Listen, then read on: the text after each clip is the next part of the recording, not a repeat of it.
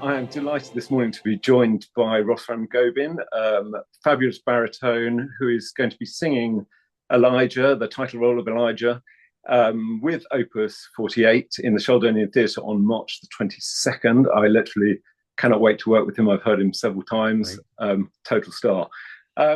So welcome, Ross. Really, really good to talk to you this morning. Thank you, David. Thank you for having me. No, it's fantastic, So fantastic to see you. Elijah, it's a sort of calling card for a baritone oratorio wise, but it is a big thing. I'd say, it's bigger than many opera roles. Um, Mm. what would you say would be, how would you prepare for it, both sort of vocally and musically? Well, I think as you rightly said, this piece is an absolute dream for a baritone. I mean, for an operatic baritone, it's perfect. You've got these incredible accompanied recits. You've got these soaring arias that also break your heart in the process, and it takes a lot of work. It takes a lot of work to prepare it. Not only the notes and getting it into the voice, but also trying to get behind the text because it's quite a dramatic piece, and there's a lot that happens. There are many characters that come out and say bits and pieces, and it's all centered around this one chap that it does take a long time, but it's such a lovely sing. You do get such satisfaction out of it. And I think you would know better than I do, but there's so many elements of this romantic harmonization, but with this undercurrent of Bach and Handel and this sort of the Baroque structure. And I find the combination of the two incredibly satisfying to sing. Yeah, I can totally imagine that, and I think it's one of those things. If it feels it fits, I can imagine it being a really glorious thing to sing. It's one of those pieces. So that's really interesting. You slightly touched on something I also was going to touch on, which is, I mean, I see it very much as an opera. In fact, in all but name. I mean, it I don't. I probably has been staged. They all have been these days, but and I'm sure it could be staged. Um, but obviously, you don't have your normal sort of costumes, scenery, staging, direction. So, a couple of questions there. How do you create that for yourself? And Hmm. is there maybe a particular role that you've sung that you have found helpful in bringing Elijah to life, if you like? Well, I would say, uh, in terms of a particular role, funnily enough, Mozart roles really came to mind when I was first preparing this because of the accompanied recits. For example, if you look at Marriage of Figaro, Act 4, Figaro starts Tutto è disposto.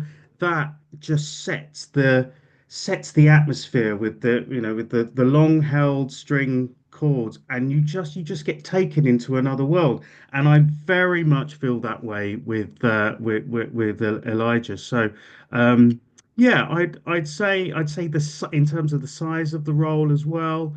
Um, it's you take something like Onegin, for example, where you have to sing these long romantic lines which feel like a cello, and uh, I feel very much in this piece as well that I have to sound like a cello, like have that legato throughout, and then just sort of pick these syllables, these consonants that really then color the text. And I think just going back to the beginning of your question, without costume, for me, it's all in the eyes, behind the eyes, just having that intention. And I think it's exactly the same with acting. Is that you have to have an objective behind every single um, phrase that you're singing. And I think this is why it's taken me a long time to actually get into the story, get into the biblical context and this spiritual mission that Elijah goes on, um, because it's persecution. You know, you've got despair, and then you've got this sort of transcendental ascension to heaven, at the end. And I think first and foremost, I would say I go to the text, and then I also try and see why Mendelssohn set certain notes to certain syllables. You know, I'm just going to pick something. You know, it's not his word like a fire. He does the fire on the top E natural, and so I think we know very clearly there what he was trying to achieve with that phrase. So yes, it's that getting into the minutiae, I think. And you will know that as well from your preparation as well, that you can never go too far with that. There's always something else you can dig out of the score to kind of help you. Absolutely, yes, yeah, and that's super interesting. I was wondering also. I mean, Elijah was a person. He was apparently an itinerant preacher. Uh, so, do you have in mind? I mean, is it how much of you do you bring in? I mean, it's difficult. You're talking about someone who is a very complex character. He had his good points, and he undoubtedly, in the light of a lot that's going on in the world nowadays, he had his bad points. Mm. And how much of you do you bring? I mean, not just into Elijah, but also into your other roles, but into something like Elijah, because obviously he could be old, he could be young. Uh, the whole sort of man with beard thing is not particularly Yeah, helpful. that's right. I think it's important for me as a performer to really hold the emotion, the emotive side of this piece, and hold it very close to me, because it is at the core of it, it's a deeply moving spiritual piece, but this emotional core, you think of Lord God of Abraham. I mean, just that theme in itself is enough to just melt you completely. And it's you know I kind of go back to that feeling that it gives me, and then I think I try and take small things from parts of my life. I mean, I'm just trying to think for other roles. Yeah, so for example, I did Tippett's opera New Year, recorded that recently, and there was, in fact, a rap in there that I needed to find some way of getting into it, because obviously it's of its time. It was, it can be problematic, but I chose to find something from my background. My parents were from South America in Guyana. They had a very Caribbean background. We had reggae playing in the house growing up. And so I took that, and I took, these small fragments, um, that then I can find a way to get into the score, to get into the text. So that's just an example with Elijah. I think it's more trying to find the stormy moments for me, particularly those textures that are declamatory, but yet, you have to show that he has a heart as well. You have to show that there's this lyricism. And I quite like that you said, he does some good things and he does some bad things too. It's very important to have these shades of grey within a role like this, so that it doesn't become too monochrome in that sense. And because also it's a long piece. You have to find a way to keep the audience on the tip of their toes, and actually go through every scene with us, rather than letting the beautiful nature of the choir and the orchestra just kind of wash over you. I think an audience member in Elijah will be an active participant. Well, I'm so glad to hear you say that. And I've been on with the choir, absolutely on that topic. You're the people, then you're this, then you're that, and that you have got to respond to what the soloists bringing as characters. Not as you say, it's easy enough to respond to the music, but Mm. to respond dramatically when everyone is basically standing still is quite a big thing. So I'm really delighted that you're coming at it from that. So, having said that, slightly superficial question, but are there three words that you would say would describe your Elijah? Ooh. Mm. I think we've got to say fiery. I think firstly fiery. I think despair. I think, and then one more word. I would say majestic. I would say that. I think those three things combined really create this complex character. And you know, we're talking about big things here. We're talking about a whole choir playing as Israel suffers under famine. You know, they're not small themes that we're talking about here. And but particularly when we get into part two, you know, this weariness, this heaviness with these very dark thoughts that he goes through.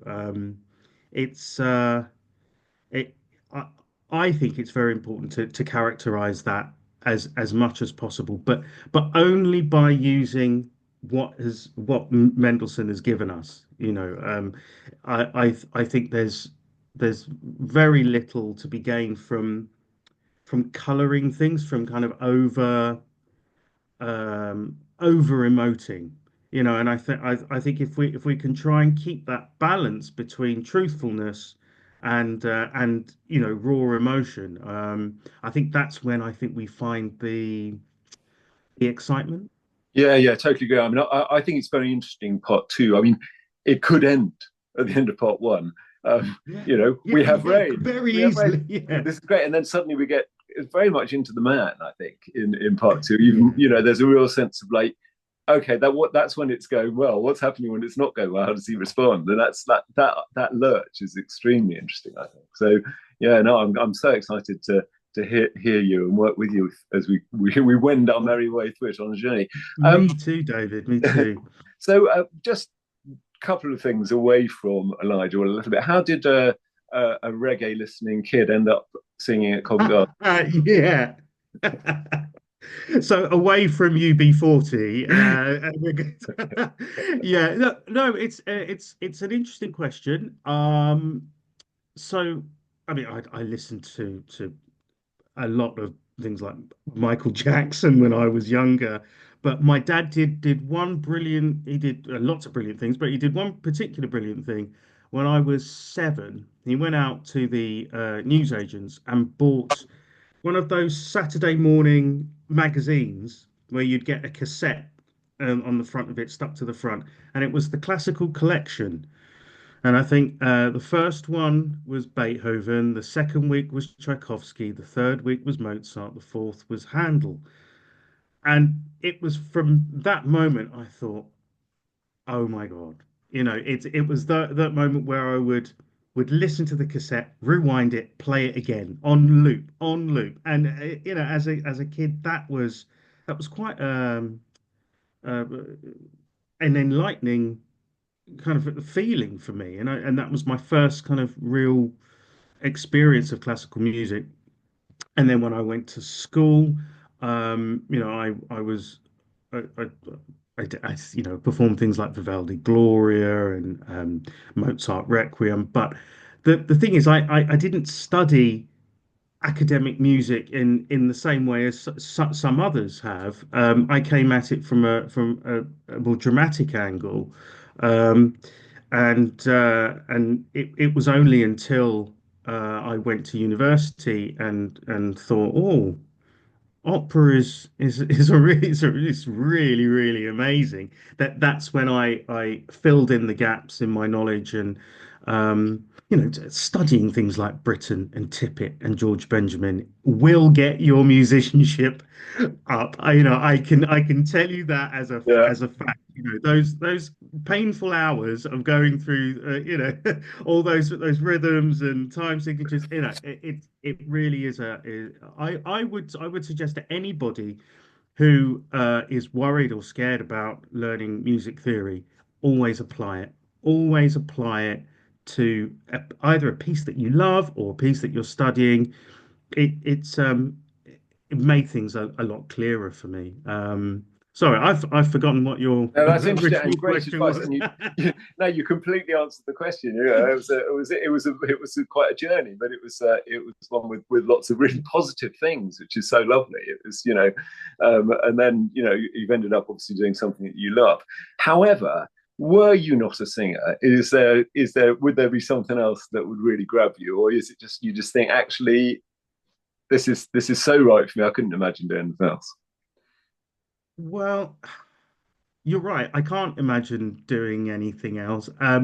But I think also because I came into it wanting to be an actor, I think perhaps if you, I wouldn't enjoy it as much if you took the music away from me. But I would happily be a straight theatre actor. But I actually worked in a pharmacy, believe it or not, when I was 15 till I was 19. And just with my inquisitive nature, I learned a lot about medicine and prescription medication, and that is something that I've kept up as I've got older. And I think in another lifetime, perhaps I would have gone into chemistry or into pharmacy. There was also something about the community aspect of helping people as well. I'm a big believer in healing. I think whether it's through medication or whether it's through music. So I think either an actor or pharmacy. They're similar, right? They're totally similar. They're totally similar. That's what, and to be honest, I think that particularly nowadays, music is so important. So I'm all for let's stay with the singer. What Um, about what about you, David? What would you have? well, when I was a kid, I wanted to be a pig farmer. So Well, I don't see that quite now, but I don't know. What else would I do? I'm not sure that there is. I'd probably write if I was going to do anything. I know I've got that novel in there somewhere. very good, very good. So you'd write fiction in another Yeah, life, would you? that's if I How if interesting. when I start again, or I'll be one of those people who it'll be a bestseller, but I'll be like 80 when it's published. So, one final question. I'm loath to draw it to a close, but time is pressing. Obviously, you're seeing Elijah with Opus 48, as I've mentioned, at Mm. the WM 30 on March 22nd. But where else can we catch you in the next sort of few months? What have you been doing now? What are you about to be setting off to do? Yeah, so as I said before, I just finished at Glyndebourne singing Jonathan Dove's new opera, Uprising, and I believe you Amazing. you two had a conversation here as well, We which did. was fantastic, and It's you've known him absolute for delight. for many years. I have. Um, it was a huge triumph, so I'm on the come down from that, and then next week I start rehearsals for Carmen at Covent Garden, the revival there, and I'm singing Morales, so you could catch me there from the 9th to the 23rd of April.